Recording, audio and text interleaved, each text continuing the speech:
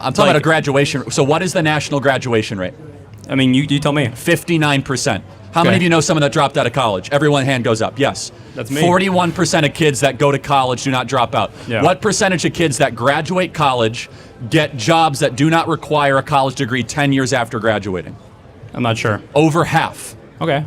So the degree is useless for over half. I feel like hold on. Hold on. You just spoke. So debate those two things: graduation rate and whether or not a college degree is useful in the marketplace.